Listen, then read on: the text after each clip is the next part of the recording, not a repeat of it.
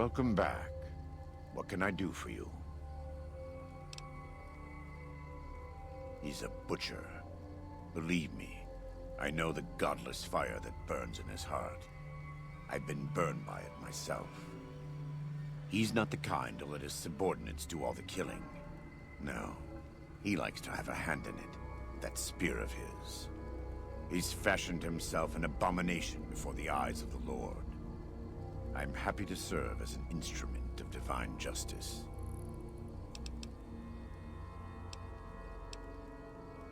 It's not something I enjoy, but I pray to God that someone may learn from my mistakes. What would you like to know? I was born in Ogden, what people came to call New Canaan. Things were more peaceful when I was growing up. When I was a young man, I went out into the world to do missionary work, as all New Canaanites do.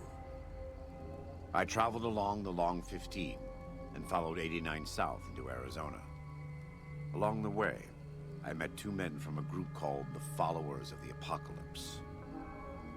Edward Sallow and Bill Calhoun. They came to teach the tribes. Calhoun was a good man. Edward was the one who got us into trouble down the road. No, not then. Back then he was just Edward. Smart man. Young, but we all were. We thought we could hike into the Grand Canyon and talk to Blackfoots. We did. And the Blackfoots were friendly enough at first. But eventually... I've thought back to that day so many times. I must have mistranslated. Something must have been mixed up, because the Blackfoots decided we weren't going to leave. The rest is history, assuming Edward hasn't changed it. This way lies the path to hell. Caesar needed me to translate. Translation became giving orders. Giving orders became leading in battle. Leading in battle became training, punishing, terrorizing. A series of small mistakes before a great fall. And I stayed in that darkness until after Hoover Dam. After I failed Caesar and he had me burned alive, thrown into the Grand Canyon. I survived because the fire inside burned brighter than the fire around me. I fell down into that dark chasm. The flame burned on and on. The next morning, I woke up and crawled out of the northern edge of the Grand Canyon, that cursed place. It took me 3 months to reach New Canaan. It was as though the prodigal son had returned. They welcomed me like I had never left, never done anything to shame them. The fire that had kept me alive was love. Their love. God's love.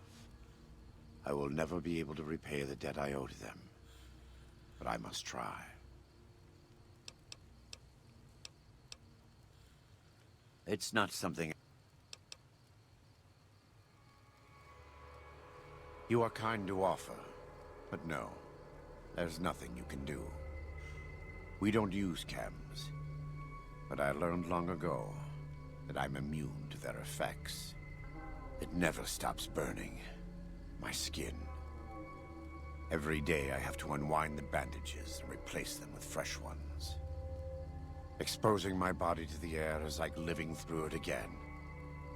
But it's better to be clean than comfortable. It's not some...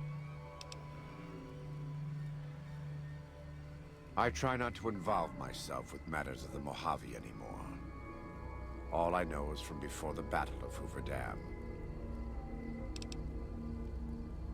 Better than Caesar, but that's not a high standard. Too much love of money and ownership. Not enough love of God and giving. Any society that derives its power and authority from the will of man alone lives apart from God and will crumble in the end. It's... I had heard of him, but when we were preparing to enter the Mojave, he didn't seem relevant to what was happening.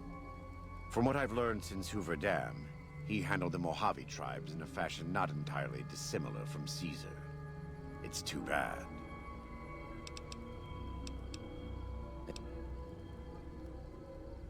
I love the sinner, hate the sin. With Caesar, it's often very difficult to see through all of that sin to the person inside. I can say that we were both lucky that NCR's supply lines and land routes north of Mojave Outpost were destroyed before the Battle of Hoover Dam. Something bad happened near Death Valley, at a place called the Divide. NCR couldn't cut across anymore, and it slowed down the reinforcements. Terrible storms ripped entire companies apart before they even got to Nevada soil. The aftermath of Hoover Dam could have been even worse for Caesar. I don't know for certain, and I don't think NCR knows either.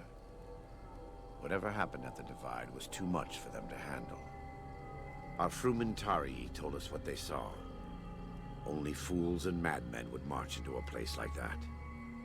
All roads wind down to the same spot, the grave. They said all that's left there is a gaping wound cut into the earth, cursed and damned. No place for God-fearing folk.